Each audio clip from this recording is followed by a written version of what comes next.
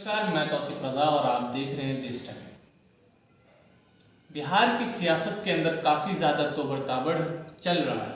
मौजूदा हालात की सरकार नीतीश कुमार, जो मौजूदा हालात के जो सीएम हैं, कुमार साहब के राज्य में भी जंगल राज काफ़ी तेज़ी से पनप रहा है। आए दिन हम इन बातों को सुनते रहते हैं कि बिहार के अंदर फलां जगह लूटपाट हुई तो फलां जगह शराब पकड़ा गया, तो फलां जगह तस्करी हो रही है, तो फलां जगह मर्डर। आए दिन ग्रामीण क्षेत्र से लेकर शहरी इलाकों तक ये बातें चल रही हैं। ये तो रही मौजूदा हालात की सरकार का अपडेट्स। और बात करेंगे जो विपक्ष के अंदर जो विपक्षी लोग हैं, विपक्ष के पार्टी है आरजेडी महागठबंधन, जो कि कहती है अपने आप को कि सिर्फ हम सभी समाज को लेकर चलने वाले लोगों में से हैं। मतलब मुस्लिम, यादव समाज और बाकी पिछड़े, अति पिछड़े लोग, सभी समाज का एकजुट होकर इनका नारा है आरजेडी का कि हम साथ चलते हैं। मगर यहीं पर देखने वाली बात है, पिछले कुछ दिनों पहले जनाब शहाबुद्दीन साहब, डॉक्टर शहाबुद्दीन साहब जो एमपी भी रहे और बिहार सरकार के अंदर जो है उनका काफ़ी बड़ा रोल भी रहा बिहार की राजनीति में, जनाब लालू प्रसाद यादव साहब को कदम जमाने में और आरजेडी को बढ़ाने में। मगर वहीं पे आरजेडी पार्टी ने उनसे एक अलग ही तरीके का उनकी तरफ रुख इख्तियार किया। मगर कहीं आप दूसरी तरफ ये भी कह लें कि एक ही चीज़ को देखने के बाद दोनों पहलुओं का अंदाज़ा नहीं लगाया जा सकता। मगर वहीं पर देखने की बात यह भी कि कोई यादव समाज का पॉलिटिशियन या राजनीतिकरण करने वाले राजनेता जो है वो चले जाते हैं इस देश से, इस दुनिया से जब चले जाते हैं, तो उनके लिए आरजेडी की पूरी टीम पहुंचती है, मगर जनाब शहाबुद्दीन साहब को लेकर कोई भी नहीं पहुंचता और एक हत्ता सा एक ट्वीट भी नहीं होता है। ये ऐसा क्या है और ऐसा क्यों हुआ और किन बातों को सामने रखकर आरजेडी के प्रतिपक्ष नेताओं ने जो है इन बातों को किया और ऐसा रवैया इख्तियार किया जनाब शहाबुद्दीन साहब को लेकर।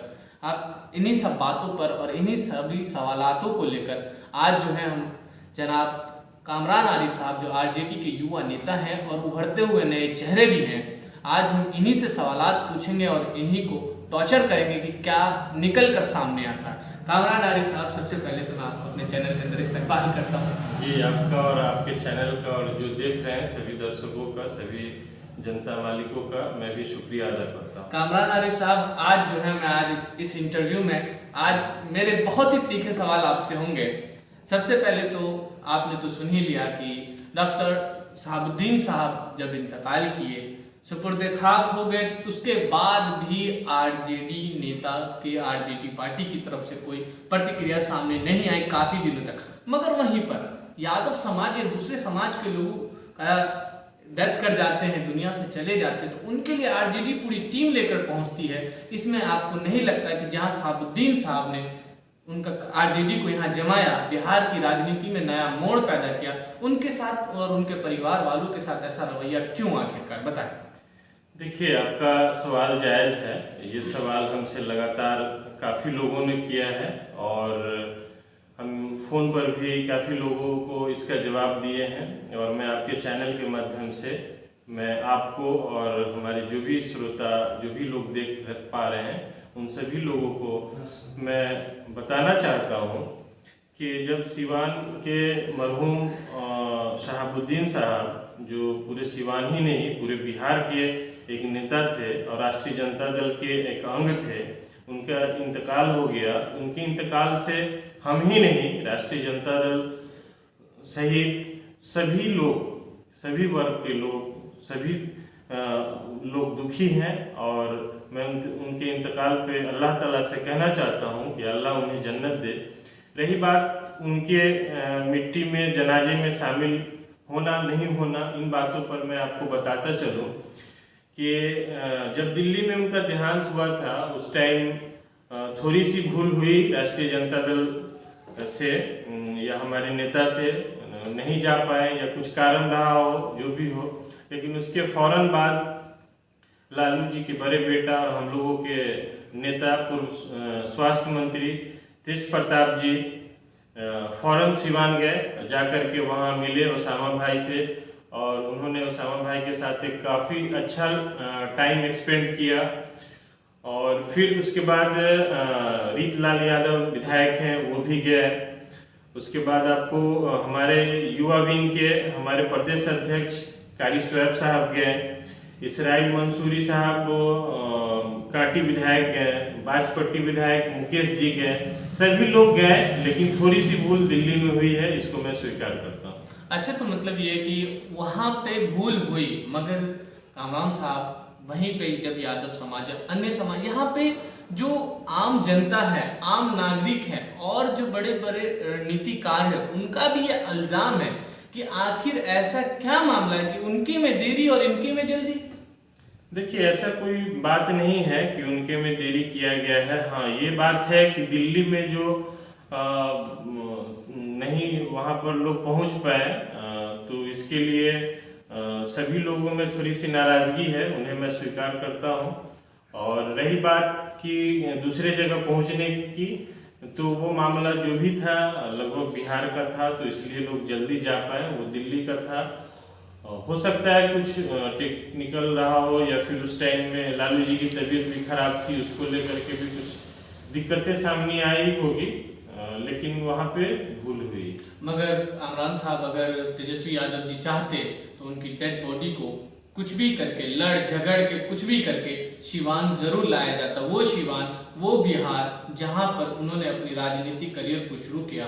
और जो है हर किसी की ये मैंने इच्छा होती है कि मतलब जो है हमने जहाँ से जन्मे हैं हम वहीं जाके दबे, मगर उन्होंने, क्या आपको पक्का लगता नहीं है कि गलत है सो गलत है?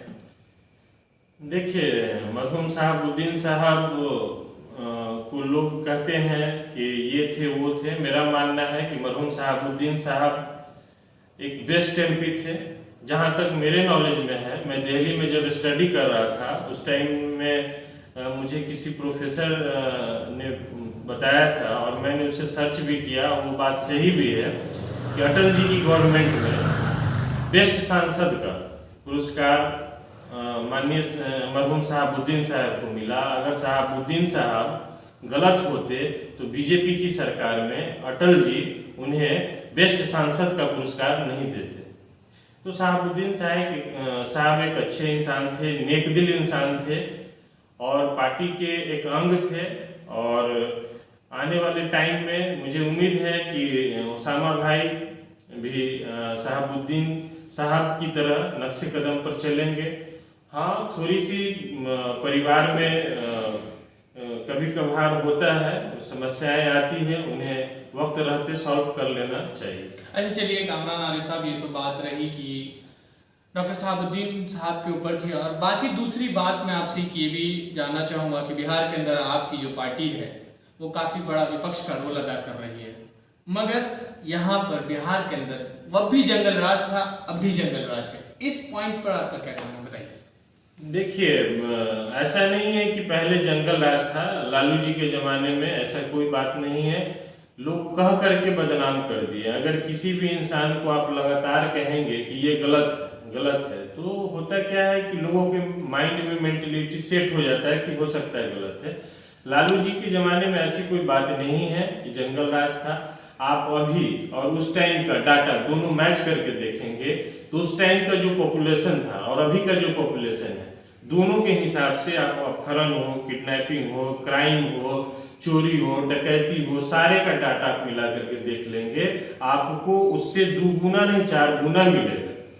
नीतीश कुमार जी पूरी तरीके से फेल है। लगातार पूरे बिहार में अपराधी अपना बोलबाला मचाए हुए हैं। यहाँ बेरोजगारी के मामले में देखा जाए तो नथिंग है, जीरो है, शून्य है।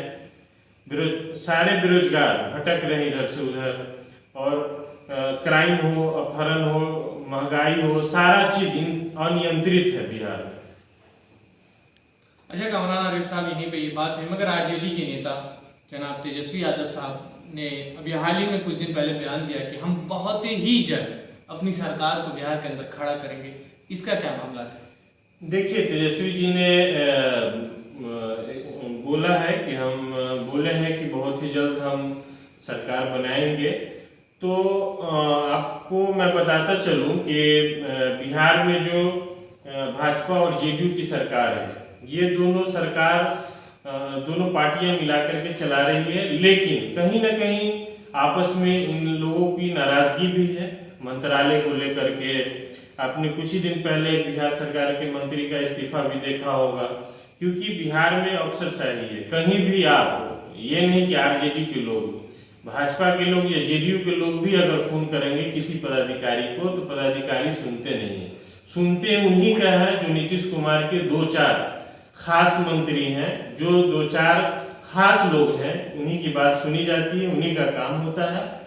इसलिए एक बड़ा तबका अपने आप को ठगा हुआ महसूस कर रहा है। जो आज बिहार सरकार में मंत्री है या बिहार सरकार में विधायक है, वो अपने आप को ठगा हुआ महसूस कर रहा है। इन फ्यूचर आने वाले टाइमों में हो सकता है वो राष्ट्रीय जनता दल के साथ जाएंगे और बिहार में राष्ट्रीय जनता दल की सरकार बनने की संभावना है। चलिए, बहुत बहुत शुक्रिया कामरान आरिफ साहब, आपने अपना कीमती वक्त हमें दिया।